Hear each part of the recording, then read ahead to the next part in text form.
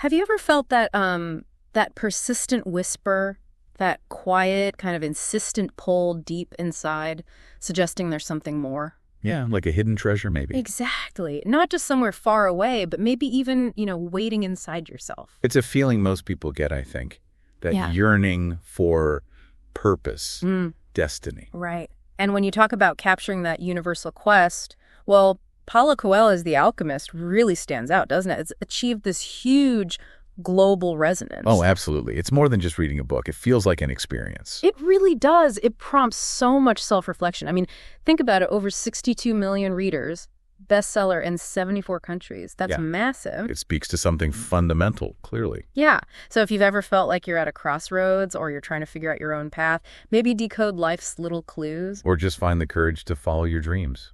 Then this book, honestly, it feels less like essential reading and more like a guide, an indispensable guide. So today, we're going to do our own deep dive into The Alchemist. We'll unpack its core messages, look at its really remarkable reception, and try to figure out why it's connected so deeply with so many different people all over the world. Before we go on, please don't forget to hit the subscribe button and like the video. This podcast is known as the Deep Seek Diaries, and you can find us on the major social media platforms like YouTube, Instagram, Facebook. Linked in the description section are all the resources in discussion today, including books, websites, and so on. Please go through our terms and conditions as soon as you can. Now sit back and enjoy the podcast. Okay, so let's start right at the beginning. Santiago's journey. The shepherd boy. Right. A young, pretty unassuming shepherd living this, seemingly idyllic life in the hills of Andalusia. Sun-drenched hills, yeah. Sounds nice, but... But circumscribed, his days are predictable, looking after his flock. It's comfortable, sure, but he feels this sense, this nagging feeling that there is more to life than his humble home and his flock. That quiet discontent. I think a lot of people can relate to that feeling of untapped potential. Definitely. And what really kicks things off for him, what pushes him from just being content to actually going on a quest, is this recurring dream. The treasure at the pyramids. Exactly. A vivid dream about treasure hidden near the Egyptian pyramids. It's not just a dream. It becomes this undeniable catalyst. The whisper gets louder. It shakes him up, gets him out of his routine, and sets him on this path he could never have imagined. And what's amazing is how that first small act of courage, just deciding to think about leaving his familiar world. Yeah, even just considering it. That becomes the whole premise. Every step he takes, selling the sheep, crossing the desert, it's all, as the source says, galvanized by the knowledge that he is following the right path. His own. It's not just about finding gold, is it? Not at all. It's way deeper. It's about discovering and committing to your personal legend. That idea is the absolute core of the book. Your true purpose. Exactly. The book suggests our deepest desires aren't just random whims. They're like an inner compass pointing towards our potential. Like the universe is trying to help us achieve it. Kind of, yeah, if we have the courage to listen and actually do something about it. That's a really powerful idea. And it shows how his physical journey across land mirrors the inner journey. Precisely. It's not just an adventure story or a travelogue. It's got this unique blend of spirituality, magical realism, and folklore. Right. It's symbolic. So while he's physically moving, he's also on this deep, symbolic adventure inside himself. Right. Every challenge, every person he meets, it reflects his internal growth. It's like the world itself is alive, sort of conspiring to help him. But only if he's aware enough to see it. Right. It makes you wonder about our own lives, doesn't it? Could there be that kind of magic around us, too, if we just look differently? It challenges you to see things that way. And building on that, it's striking how important the encounters are. The source says the people he meets along the way, the things he sees, and the wisdom he learns are life-changing. And they're not always who you'd expect, right? Exactly. That's a key insight. These spiritual messengers, the guides, they often show up in unassuming forms, such as a camel driver and a well-read Englishman. Just ordinary people? Yeah, ordinary people in ordinary situations. But they offer these extraordinary insights right when Santiago needs them. It reinforces that idea that wisdom can come from anywhere. Totally. A chance conversation, a random meeting. If you're open, it makes you look beyond the surface. So let's dig a bit deeper into some of the big philosophical ideas in the book, the ones that really stick with you. Okay. One huge concept is the soul of the world. Santiago learns about it from The Alchemist. Right, the idea about metals being purified. Yeah. Alchemists believed if you heated metals for years, they'd shed their individual properties, leaving this pure essence, the soul of the world. But it's a metaphor, isn't it, for us? Absolutely. It's about human transformation, peeling back layers of conditioning, expectations, maybe even past hurts. Yeah. Like purifying metal. To get to something universal underneath. Exactly. That profound unity, that connection that lies beneath our individual differences. Santiago's journey is like his own crucible, burning away the superficial stuff to reveal his connection to everything. It speaks to this cosmic consciousness. That's fascinating. And what about listening to your heart? That comes up a lot. Oh, it's absolutely central. Learning to listen to your heart. The book hammers this home. Our hearts, our intuition, they often know things before our logical minds catch up. Trusting your gut feeling. Yeah. It's a call to trust those feelings, to feel your way through things. Your deepest desires, your personal legend, they're signals from your true self. Which is kind of revolutionary in a world that prizes logic so much. Totally. The mind overthinks, gets scared. But the heart, according to the Alchemist, knows the direct path, even if it seems illogical. You need that inner stillness to hear it. And that ties into reading the omens, doesn't it? It does, very closely. Reading the omens strewn along life's path. It's not about fortune-telling in a simple way. More like paying attention. Exactly. Developing heightened awareness. Noticing the subtle signs, the synchronicities, the patterns the universe sends. Like the sheep acting weirdly, or seeing the same image over and over. Right? Or an overheard conversation, a strange opportunity. The book says these aren't random. They're guideposts, breadcrumbs from the universe. Helping you navigate towards your dreams. Yeah. You need to learn the language, be mindful enough to see the nudges that say you're on track, or maybe rethink this. Wow. Okay, and then there's that incredibly powerful bit about suffering. Yes. The dialogue between Santiago and the Alchemist is probably one of the most quoted parts. When Santiago says, "My heart is afraid that it will have to suffer." And the Alchemist reply is just timeless wisdom. He says, tell your heart that the fear of suffering is worse than the suffering itself. That line alone hits hard. It really does.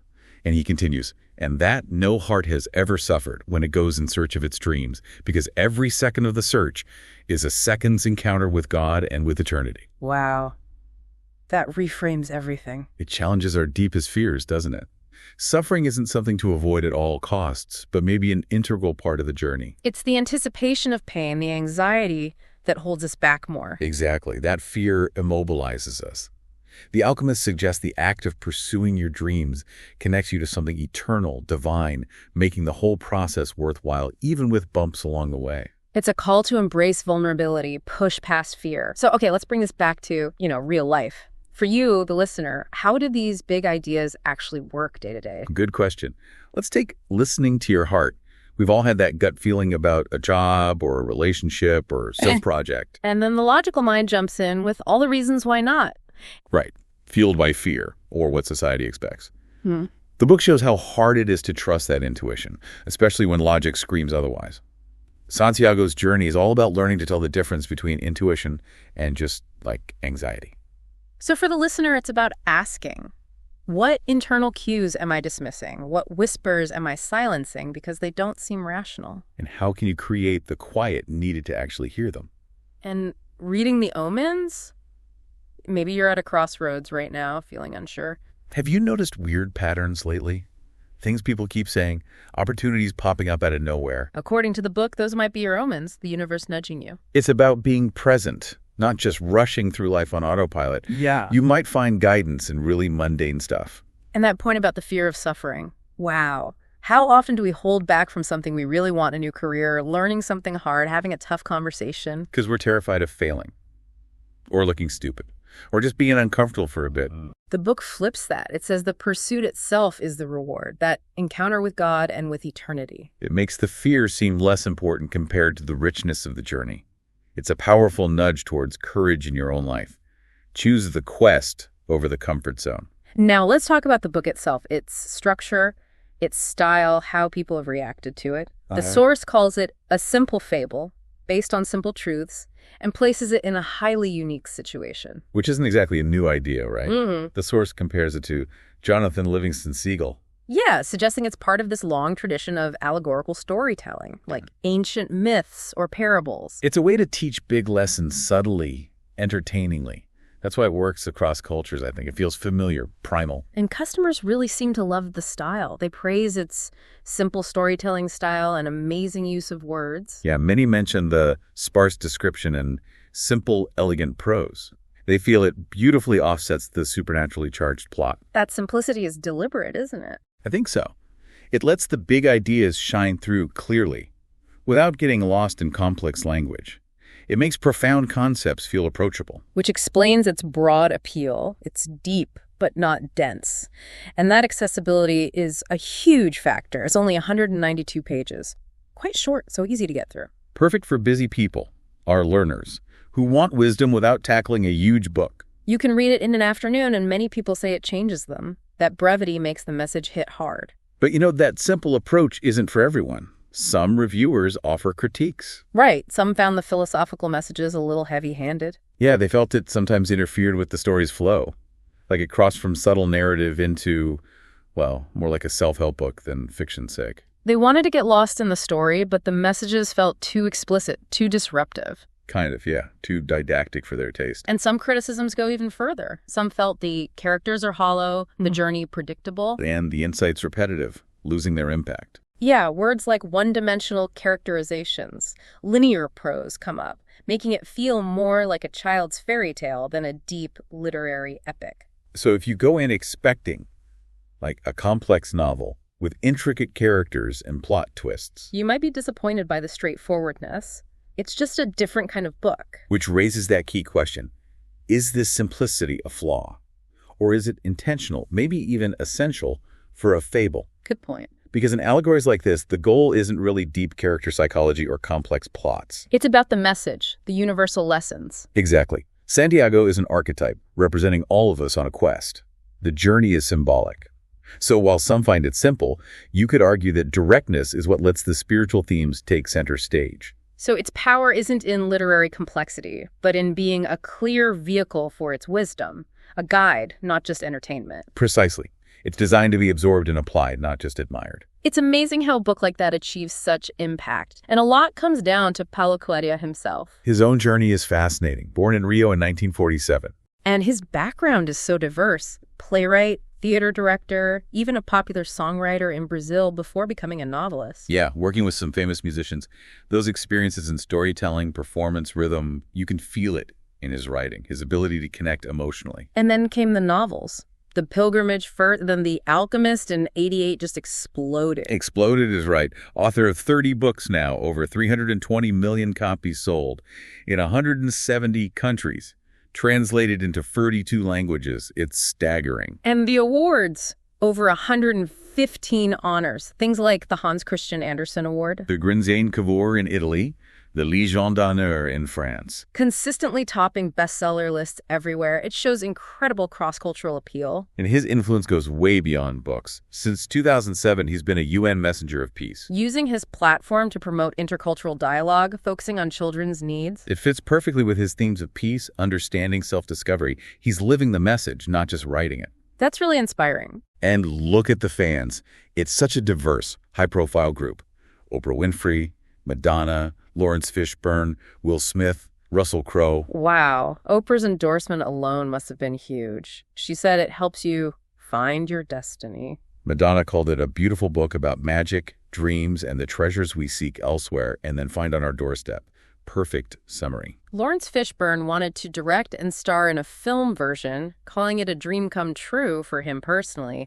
That shows deep resonance. Will Smith credits it with helping him understand he can create what he wants by understanding patterns, highlighting its practical power. And Russell Crowe recommends it to young actors needing to find their center. These aren't just casual endorsements. They're from people who found real guidance in it, despite totally different backgrounds. Yeah. The message just transcends. Okay, let's really unpack this then. We've talked journey, philosophy, style, author. But what does it mean for you, the listener? How can you actually use this stuff? Right, the practical takeaways. This is where it gets really useful. Let's look at those Kindle popular highlights. The bits readers mark again and again. Okay, one of the absolute top ones is everyone seems to have a clear idea of how other people should lead their lives, but none about his or her own. Oof, that hits home. Doesn't it? It forces you to look inward. Stop judging or comparing and take ownership of your own path. In our hyper-connected world, that's crucial. Tend your own garden first. Define your own success. Yeah. Another powerful one. When each day is the same as the next, it's because people fail to recognize the good things that happen in their lives every day that the sun rises. A call for gratitude and awareness. Exactly. Break the monotony by consciously looking for the small blessings, the everyday miracles we usually miss because we're busy or focused on what's wrong. Finding beauty in the ordinary, not waiting for big moments. Appreciating the simple stuff. And what about this one? When someone makes a decision, he is really diving into a strong current that will carry him to places he had never dreamed of when he first made the decision. That's huge. For anyone facing a big choice, feeling uncertain. Trust the journey. Trust the journey. Embrace the unknown. Understand that making a bold, committed decision, even without all the answers, sets things in motion. It propels you into a flow. Letting go of needing total control. Yeah, allowing the universe to guide you to unexpected places. It's about the magic that happens when you take that first brave step. There was also that fable a reviewer mentioned about the secret of happiness. The drops of oil on the spoon. Yes. To see all the marvels of the world and never to forget the drops of oil on the spoon. Such a great analogy for balancing big dreams with daily reality. Totally. Chase your ambitions. Explore. Marvel at the world that's seeing the marvels. But don't neglect your immediate responsibilities. The present moment that's remembering the oil on the spoon. Finding harmony between the extraordinary and the ordinary. Right. Fulfillment isn't about sacrificing one for the other. So summing it up, The Alchemist isn't just a story. It's pushing you towards self-discovery, courage, and the power of believing in oneself. It's described as an extraordinary journey for the reader, a perfect companion for anyone looking to change their outlook on life and reach for their dreams. It's a roadmap, really. Okay, now let's dive into what the audience actually says. The social proof. Amazon reviews tell a big story here. And it's quite a story. 4.4 out of 5 stars from a massive 166,357 global ratings. Whoa, that's not just a few fans. That's a huge, diverse global readership. And consistently, #1 bestseller in categories like philosopher biographies, spiritual mysticism, New Age mysticism. That tells you exactly who it resonates with. It's a cornerstone text for spiritual growth. And the star breakdown. Overwhelmingly positive. 67% gave it 5 stars. Another 19% gave it 4 stars. So what, like 86% gave it 4 or 5 stars? Yeah, incredible validation. For most people who read it, it's not just good, it's transformative. So what are people actually saying in those thousands of reviews? What keeps coming up? Okay, 2 things stand out way above the rest. First, it's incredibly thought-provoking. 507 mentions. People talk about life lessons and motivational content. They say things like, the underlying principles and messages are epic in scope. Exactly. That it opens up their mind and heart. You see comments like, a heartwarming read, great for a bit of soul-searching, and encourages readers to reflect on their own dreams. It clearly makes people think deeply. And the second big one? Writing quality. 248 mentions praising the simple storytelling style, amazing use of words. Many call it beautifully written and poignant. People like the sparse description and simple, elegant prose. Yeah, they feel it works perfectly with the deeper themes. And its accessibility, short, easy to get through, comes up a lot. That combo of simple style and deep ideas is the magic formula. What else do people consistently mention? Story quality gets 148 mentions. Described as a beautiful and wonderful adventure, having a timeless mythical quality. Some even call it a modern classic. High praise. Then you have things like value for money, 32 mentions, all positive. Excellent value, worth the buy. And gift value, 25 mentions, also all positive. Lovely gift for anyone, a beautiful gift, a lovely little treasure, shows its universal appeal. What about depth? Depth gets 18 mentions, mostly positive. People appreciate the depths to ponder, the layers of meaning.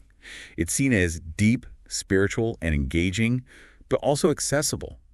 Gives you food for thought, isn't too deep. It hits a sweet spot. And suitable for different ages. Yes, 16 positive mentions for ages. Frequently called suitable for all ages. Even a pleasant read for children and young teenagers. That fable-like quality works across generations. Okay, but for balance, we do need to touch on the criticisms again, even if they're in the minority. Right, the philosophical message is a little heavy-handed point. Yes, some felt it became too much like direct instruction, pulling them out of the story. More sermon than story for them. Others felt the characters were hollow, the journey predictable. And the insights maybe repetitive, losing weight. Some found the writing style was a letdown. If they expected complex literature, rather than fable. So expectations matter if you want a traditional novel. You might miss the point of this kind of storytelling. Yeah, overall. Overall, these criticisms are vastly outweighed by the positives.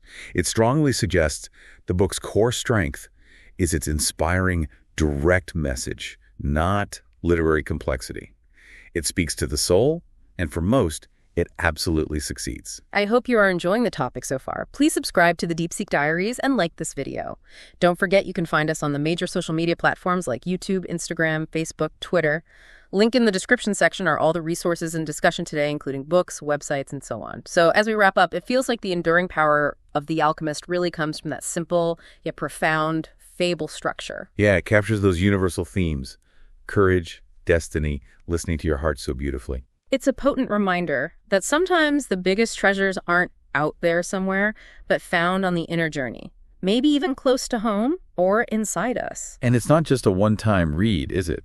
It's a book to experience, apply, revisit. You can read it quickly, all on a 4-hour flat, as someone said. But its layers mean you get something new each time you pick it up, depending on where you are in life. It encourages you to live its teachings. It's interactive. So a final thought for you, the listener, building on these themes. What hidden treasures might be waiting for you right now? Maybe disguised as challenges or just quiet feelings you're ignoring? And what omens, what little nudges from the universe are you perhaps overlooking in your busy life? Your journey to your own personal legend. Well, it might just start with one single courageous step. Deciding to finally listen to that whisper. You never know where it might lead. I hope you have enjoyed today's episode of the Deep Diaries. Please don't forget to check out the linked resources in the description section. Hit the subscribe and like buttons as you head off if you haven't already. Until the next episode, goodbye.